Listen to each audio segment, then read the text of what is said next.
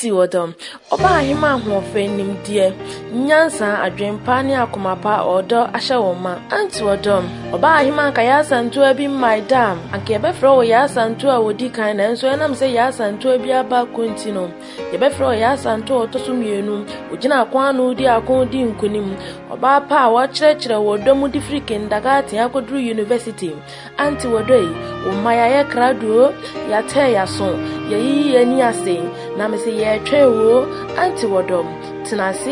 ye ne brel so boko anti wodom wo maya ye krado ye betio boadwuma na yenko eyo donko a be chechi bibiara yedo Nyankopɔn ase bebre se Awurade ama ye ene na wadom yen ye ba besua ade beboa ye na tibidi yakɔ animu afibu nyina ye besua de kopim se wo yakɔ wafe no ebekɔ awiye afi ne bekɔ awiye no benya bibi papa a esumbu ne enhyawom afi Odo University mu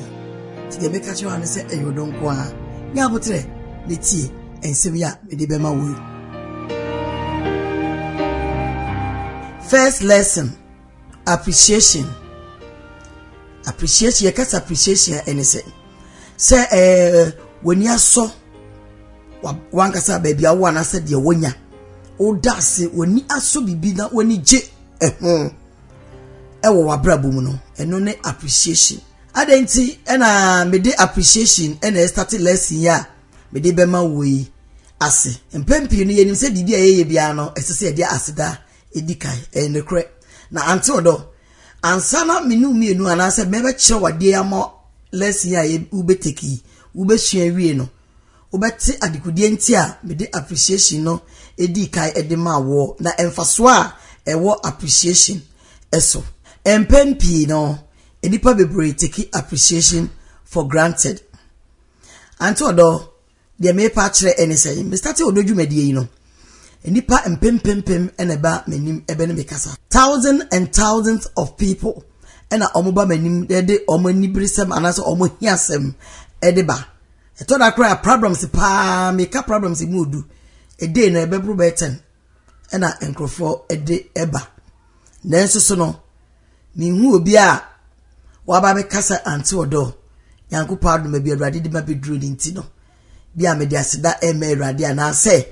me ba na mabeje akwankyere na ase adekire bi de adabi ami kunpo me yire anase Onyankopɔn ase appreciation anase aseda eye adekese papa ema enipa obi wo no mo a anka wa appreciate baby Onyankopɔn de waba beduro eni neme Onyankopɔn ya ama wo ewo wabrabo mu a anka nhyira bebre nsoso akeka ho aba wo so na ya na bebre erefi se omubeba womani aso de Awurade ayama omo na nu achi no Awurade aye biem anase wa ma omo emoho enhyira a ebro so bebre e de ama omo sanko bi story na nko ka se Awurade me da ase ewo mu se ebia me ho kire me anase me nikunu me ye single anaba ware kura nka ebia enye de enkoye nanso obi o kura so a opaware ndo onye bi nanso o ma me kuru bi ana o ma me yiri bi nanso so na Awurade dodi bedru ye pa ni mabi ne nkoye na me da wase ewo niema pa wa ya ma me ho ewo mabrabom ana wo ye single onyame hwe so ama ni mabi atoto ye bi aka kurunko ana sa aka yire nko na wunyaye na emom ka wo de niema Awurade ya ma no wo kosi ka wo nhira no na bubo edin kronkro na ho na wo behu se Awurade ye bi ama wo ka wo keka nhira ni nyina bom mu de aseda ma Awurade a ka wo behu sampa Onyankopɔn wa ye bi ama wo pa na efiri wo kono ka de aka ni nyina asese no Awurade oba beye ede ama wo adekudie ntia me hu se appreciation eye ekra ene say so wo Onyankopɔn adebo a obo ya ohwe Genesis a Onyankopɔn ehya asese obo ade no obo wie no wo se ni nyina ye na wo hwe se wabo awia wo se awia yi de efe eye na watudin obo ensuo otu obo odi nsuo odi din to so wo se nsuo yi de eye bibia Onyankopɔn bo ye bia no ode onemi no one by one ehwe unse eye na mpa na eye na efe obekasa ade na obi ankasa abo na ade na Onyankopɔn na abo na ade na okamfo ya na se ohun se eye why if you say o appreciate ono ana de bo a obo no o ma no so nani na ode aseda ete ho ka se ampa eye na ye nipa sanka yensu ye niema ye eni niema ye nsaka ni ne ye nya ya brabom no sanka ye de ni eto honom ne ehu se ampa ye bobɔ nhya no maako ehu se ampa Erade eye mayen erade ni ye di ni yie na mpa ma ware eye anase eniema pa bia ye nya ewo ya brabom no se ye de ani to ho a ena ke ye hwa ke be hu se ampa erade ni ye di ni yie na niema bebre eye good ewo ya brabom enipa pi epe eniema mo epe nhya mo pe eniema bibia enipa bia wo pe bia no open dodo nanso so a few of them kakra bi ena nia onyankopon ayama wo no kakra anase de nipa no owo no kakra bi na omoma omo ani so nia omo dodo na ani so nia yewo na mum ye pre epe nia ye nie na se onyankopon amawade na wani ankoso a obeye dan na wapre dodo no akwa obonsam afa kwan bi so enim se appreciation ya asida so wani so do onyankopon ayama na wo appreciate ya Erade ye eniema bebrema oye no mo anase o ma mo eni nti no wayi nipa adwene afri appreciation so ana o ma nipa adwene akosi eniema complain or how bi ne de yensan kan ne ho na nkopre na mum se ye de asida eni anigye ebeda Erade asida Erade akoso ehira ye mo no otamfo bonsam na aye nipa adwene se wayi adwene afri ho ti yentumi mfa asida yentumi appreciate onyankopon de waya ma ye nemum no nia ye hwehwa ye nsankai no ene nia etete no na ye ni wo so ye complain abranyina mama improving chop so wo hwe Genesis a infitiase onyankopon bo na ade no a obo Adam and Eve no odine me wotro mu nyina e ma wo mo onyankopon ye bebre di bibiara ma wo mo nanso ade ba ko po Yankopon ka chom se mo fom nsanka no eno na nipa na adwene wo so instead of say anka onipa be appreciate Erade fi se waye omu yie pa na nko bodi aseda amfa nia Yankopon de mo di enuaba no apple ni ye friend se kwadu ni strawberry ni pineapple ni bibia bi ba wo sa de ba ko po Yankopon ka se mo fom nsanka no eno na nipa eprekwohwehwe enam se enipa ani anso dodo na Yankopon ayama wo mu ninti no omo pray se nia omo ensankan na se yama omo ho warning no eno na omo kofa na chese onipa akoye tiafo aye ungrateful ewo infitiase no ewiasim se wa ama wani anso nia wo Onyankopon edi ama wo a efiri wonsa enipa ni bebre abrabo senia ekono saa na ekono ma wo enkoyie ene sen ebia obi a wa wutie mi kra ebia na okra wo life no saa na obo no obi ye single ofi single life no mu no ene okọ date ofi date no ware ba obi o ye single opeso o date onya obi an date ni ntiro ofi se that's the end of the life obi susu e date na ni nsokra enam se bia date no wo mu no enya nane aware ni ntino ofi se emfaso bia na se ompe eho no obi susu ware aware no enema bi nkoyie nanso ni refi se eya na refi se enema bi nya se babia ye free ene babi Onyankopon do abedu sa level ya uwomuni so we single so we date so ware you are from somewhere ansa na obedu babi abodru esese ye appreciate Onyankopon ye dia sida piesie no ye de ma ono Awurade Nyankopon ni eme ye di so ni awaya ama yen na ne aka no automatic no kra obeya ama yen no ye me ni so na mum me single na me ware ye de me fi se eno anu na Awurade ompe masem ana ye me fast da me Awurade mi date abe me na date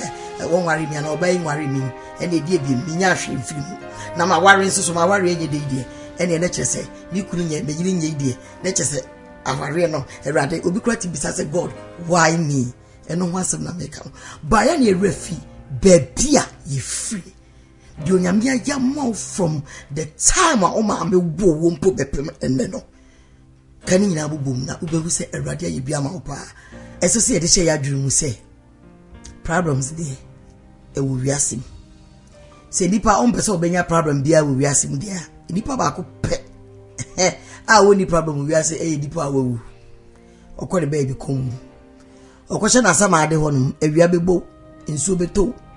enfraba betu ahum betu bills ni ade ni nyina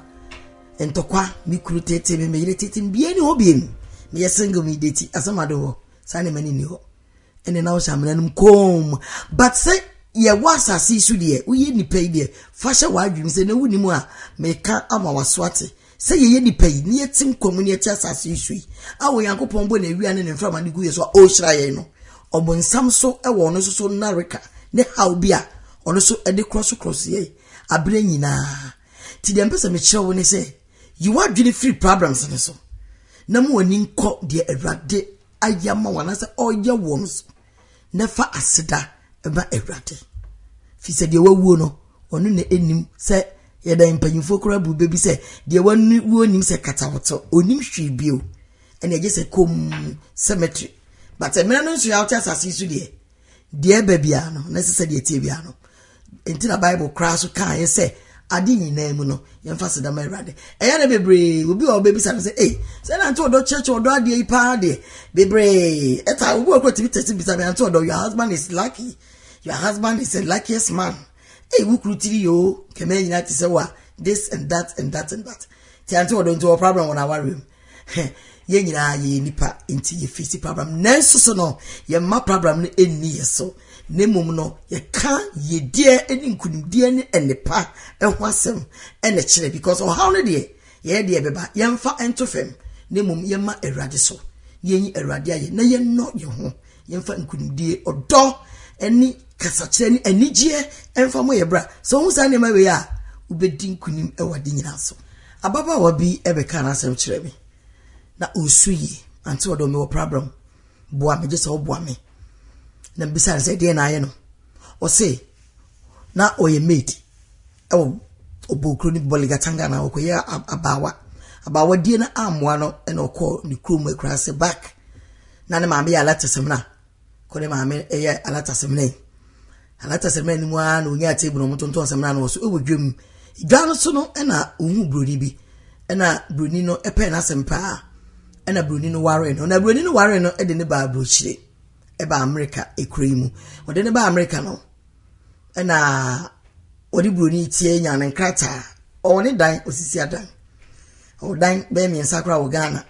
e ma wawo o ne ma mi nsa but oni broni na ware na egu efiri o no me bi obefa ni bia no na egu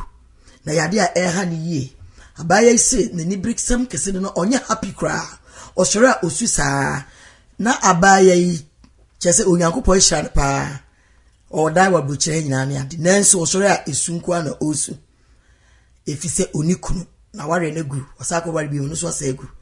ene no nko na any problem enti wo so depressed wonam kra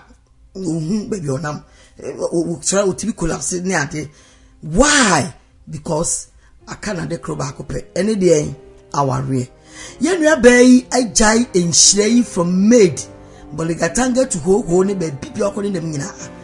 a onyame hye na yine firi nyina mu nkakra de na ba brochira wa to dan no ankasa woni fie a ma ware kwa ware bia wo ma wom sesi na oni kro no eni to oda wona osu every day onya happy na se nyina nto do maninyi na ko nua bayi ejai problem ba ko peyi a akai e de tonche ena ko kan nhira no ebubo mu na kabre nyina no o appreciate di onyankopon ayama na ka me yesho si nua bayi ko onsu wo wiase bie mu da fi se ni refi baby a ofiri ni baby sese wo beduro onyankopon twema dwesi so abra obayi keka ne nsem bebre yi bubo mu yi ni nhira bebrebe yi ohono onyankopon e kasa kire me se enipa eye bonyayefo abaya refi ni made ni ya ni refi all these problems are na onemu oti ekura biase ye made no onyame ma so de wasi akonkon de wa bedru pempen so a obi kra na obi nko nya ba ko pekura bomu aye nso anya ebi a wa utie me nso saa pepepe e na won so no enema bi e ha wo ba bi a woduro yi ana ba bi a ugire obi epe ekunu nanso onye ekunu nanso niema bebre na wo hwe kira millions of things Awurade Nyankopɔn ayama no nani enso obi ye single oni kunu nanso so no wo hwe niema bebre baby o free baby Awurade do abedura mo abaye single yi millions of things Nyankopɔn ayama wo akaba akopɛ so obenya kunu no bi wunya nya ye ntino fi se Awurade why me na obi wo kora so o kunu na chi na ono okunu na ti o eda everyday problems kakra ene wa ware nu na nso dem bebre no Nyankopɔn ayama ne bebre kwa na nso problem kakra bi wa ware nu no eno ne adia obese I don't think for want to be think for the edru ana ode nam sene ti obi peba oni ba na nso so no ne bebre na Awurade ama no obi so wa wo ba e wo kunu nso enima Onyame ama ni nyina onkai na chese bibi kitwa bi a ekoso sana mpese be chese enima bi a Onyankopɔn ayama ye no ye ka eye bebre ye hwa bra ye free na yem e ba asase so e bepem na wa sister ana brother wo a wutie me wo de twawani na hwe wochi hwe be a free ni ba bi Onyankopɔn de wa ba bedru eya na mpempi no enipa pese Onyankopɔn eye ade kakraka te se nsoroma ana aboso me kese no ye kukuru fi soroban no say oh we de modu mintumi mi shira ide eso sa ori asori kra na ugbenso bi bede nyame ase a me wo ye na me ba fa ma Awurade aboa me mama wo afa me wo afa me ba me bede nyame ase obi na obi ye wedding na bede nyame ase ena obi yare ba na go wu odere ko to hospital doctor cracker say nyi yokoko ma na nani ti ye ena bede nyame ase ba ya na ye say na papa anase eniema ya brabo mu no enkakran ketengete Onyankopɔn ye ma ye no eya na efisa ne de enye ehu hia ebi krasi wo bible mu wo hwe hana Onyankopɔn ma ni kuro ne nete ena na ni kuro no ewo yire ewo kura hana wo kura na hana de nyame ye ma ne nyane nani so ena nsa de kura no wo no nwie ni ti o bompa ye ena de bionse ye ka no kota so de mo no papa no so for the say wabro eni ade ba hana na nti na Nyankopɔn ye hwe ma hana at least Nyankopɔn kura ma ukuru ipel upon all say onni ba na wo ye be ba ni njae ba hana na on appreciate hwe e ba pen na hwe enipa ye ungrateful sa na mpese no kire hwe de Onyame ye ma ye no wo se Onyankopɔn ke ye me ye ne so sa na ma na ye budi se ye nketwa enka hwana se we die enye hwe no ke emi eni aso sanketo na ohu ke niema kese bi Awurade be ya amaye no na enso dipa twen se obenya adekese bi a enye komo ansa na de Awurade ase ye papa bi asem bi a emre bi osu wo hu ye papa was 75 to 80 years papa isu mama o hospital asem no kura esi ye papa yi otwa na okola se ne e ma so paka ne de ko hospital on to be home in long to United Church and de tubes ehihye ni hunim na mo pompe oxygen ye di see so na papa yi afere wo home kakran na home no activity si mu na home ne ba back no na doctors no de bill no e ma nurses no mo de come papa no hwe bill no sa no se ye de ya no mo se oh ye do beto ha no oxygen e de ma no e ye mframa na ye de ma wo no ehun bill and I say hospital bill tubes no ene na ye disisi so na ama won frama no etimi ababak no ase so tumi hume no o bill no papa no hwe o manima na o jesu boy Awurade ana o say papa ana na wusu sa woni sika ye wo payment plan ho no hospital ya no ye beti chichi mama mo tuare kakrakra ana say doctor say beti bi aboa mo hu de obeya o beti bi atua o bill no na ade na wusu o show ba nanim sa no se menana abaya meba enye se sika na mini o na se nipa yetiafo na medi Awurade ka maame ne ntiase na maame ne so de Awurade ka sesen wo se me pese me chill bi se nipa nyina de Awurade ka efi ne ko Onyankopɔn boy ye ba wiase me fi se ye wo me a me beda me maame nan so empo me wo me na ye me kura na Awurade ma me home automatic me nim be free me ba wiase me no manya mfie poli ade osunum 75 years aka krabi manya 80 years ma home mframa fa me hum fi for free mintua hwe Nyankopɔn na mode ketwa we be so me hunim ko ma me mframa Awurade de ma me ate ato mu afa bitimi home no na mo se kakra mo de ma me no mo ba gimi sika ente se me de radical nipa nyina de radical papa yi dia danse esui e ma nesisi no omo ndwiri wo mo adentia ye de radical pa empom frama ye home ewia mu oxygen ni ma ewia ni ensuo show light bill show water bill ade che ewia bo 12 hours and esum pa ba nenso show light bill yesade bro ensuo aye no nyame ne bo ni suo pipe no liko tu mu no de so ne and I say mashi because she so almost one no aso ne so kakra ma ye no hwe light bill bro nyom na bo nso enti onyankopon ye de ne ka mo me appreciate Awurade wate oni afale se una wo onyankopon fa onan hye onyankopon shum una wo onyankopon awo nipa na adwoa bi asɔre Awurade ade na wo ye mi se yi ade na me de wa mo mi ye ade na me de me nkwa ade na baabi a me kɔ bia ade na me de mi kuri yo mi kuri nye nipa papa Awurade wa mi se okoma me be ma boni ye fo sei Awurade ade na me de me nkwa me ton ade kra ye nto Awurade na nipa kro o complain ena ba akonso so ba ya akosua bi nso ba ye akosua de o se Awurade se me hwe de wa ya mame a mani so nyese bibia na me wo ni bibia se me wo wiase japade nyina nempo kakra wa ya mame se o mame home na me tinkwam na me nwuye na me ka ate asefo ho me o se bi nikuru de na nso minim se that could be one day you give me a husband, a good husband. Said me die me TV sorry. Midnight TV ko didwa. Me ko dwom ko ye adwuma. Ana me ko mi school dia nipa ne ye bia wo de hyehyɛ ho. Na o de Awurade ase. Say di pa mi enu so na o ye Awurade a. Nka hwan woni be so. E be so no. Na nka wa prese ka obema no ne na koma pe. Ka me ye sure say na obeye bia ka no ho ama no. Ana se obeye bo ama no ye de. Na ni so de. Waya amano no osinye bebre na mu ba akopɛ mienu bi kra pɛ no eye enough e man efise e bia na obi na nya na se de ono no wo no obi wo mpa oni bi ene de ono so wan na wase wan kamfo na nani anso de oyema ni nyina kra so enye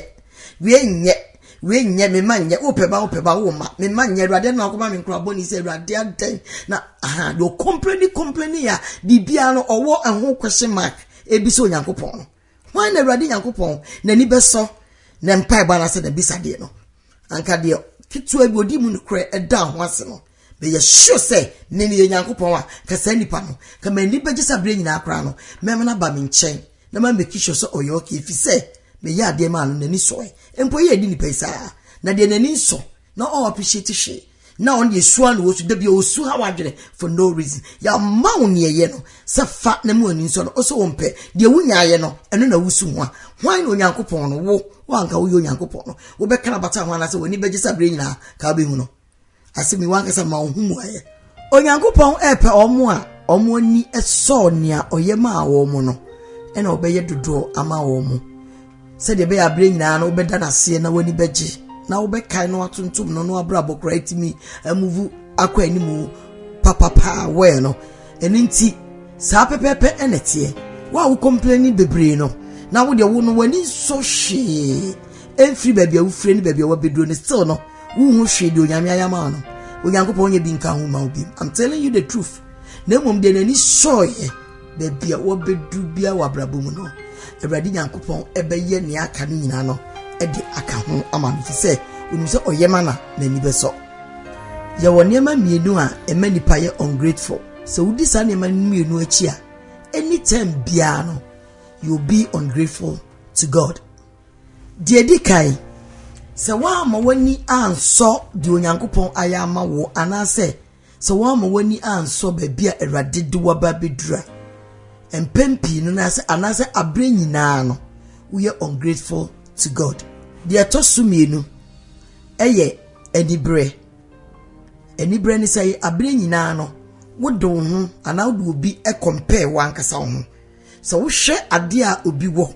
na wankasa wo hwe a wonni bi no na ye den na radio wo kru na me de mini bi do wani astarte ebre de obi wo ana se ade na radio wo tikem na me de min tikem wodo ho tutu obi abre nyina no so wodo ho tutu obi ho a wo compare if you compare yourself to somebody a emani breba umu na ni bresu ba umu a the answer is ungrateful because one when you so do Yankopon ayama wo na wouldn't say and pempi no so no tembia will be per se or onyadi will be wo baby I want I would do compare with obi so I didn't know compare eped your so video bi am hwe na akwa bi nam fem na onam fem na akona papa na hu futiro de kona na ohun se obi te bicycle so say erade bicycle ya nipa crowd to sway akwa iti so odi koi se minya bi anga mpeo wi nka ba bi amekwa nga be dru tatatata ena utwa mu koye the ote bicycle so ekwa na okohu bi ono so ticket the bicycle wa pele no uzo bi ka bi twam hwim wo si ye nsuo kra na emuna ka me wo kai bia kenzo ye beto kra nka emu nka me so no anza nka me so bitimi na hwim me na me koi anka be dru dada the ote ka mu no so kwa na okohu se obi so te plane mu eluplane wo si kai ya ye di koya traffic e bi mu na obi kra accident bi esi wa erado ma me eluplane anase mo minya plane bi anka me di traffic mbi ka minya accident so go professor na jese no anza nka me tu ya me na me nam wie mu sa pepepe enetie obi e pe baabi a obi wo akọ obi e pe baabi a obi ejina akogina obi e single se erado ma mbe na me date na nka mani baji o obi su date ye erade ma me aware ma me ko wura aware mu a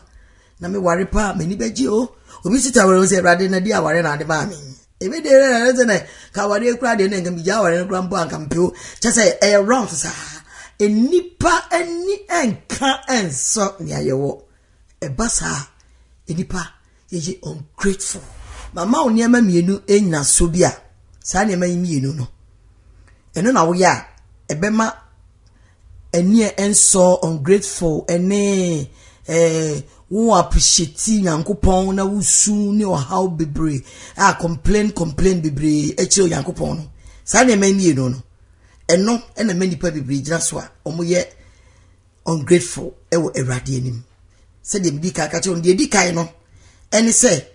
wanyi anase wa accept se de wotie wanyi wo antu am woni anso ba bi Onyankopon do abedura e ma wo ye enyema bi a enye e ma wo appreciate Onyankopon ena de tosu mienu suso eye se wo do compare obi anase wo ma wani abredi obi wo no sa na ema mienu we so de ball bra time bia ho be hiahia time bia wo be complaining time bia ema wani ji ewo abrabo mu da onua ba bia wati aduru ya eye se eya na ye tintinti mebre ya o ahwekra na owura kwa kofi nti de dika yi de besi ha na the next audio na me de ba be ma wo no be ba be ma benefit bia ebeboa obebre se wo kamfu erade na se wo appreciate Onyankopon na wo appreciate yourself a enyema benya free mu any exercise a obeye no every day na wo de nya insha bebre ewo Onyankopon animu no the next audio no ni nyina eba bebem nti bomodra say wo be try next audio na eba ne ba obeye aso atie se ne we no utie ne kama no ubetie enenso na numu na exercise no ewo enumu na benefit a ubenye nyina no meba be kirewo na afi ye de adisua edikai ye de akọ awie nti menye worried ye nwie ye beto aso eyo donko a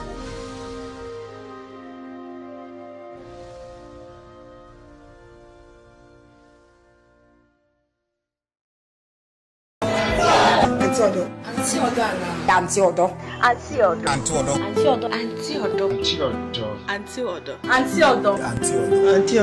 Mama we dey enka tete na oba ya kefe na oba he ma ya asanto a because okon ema odo.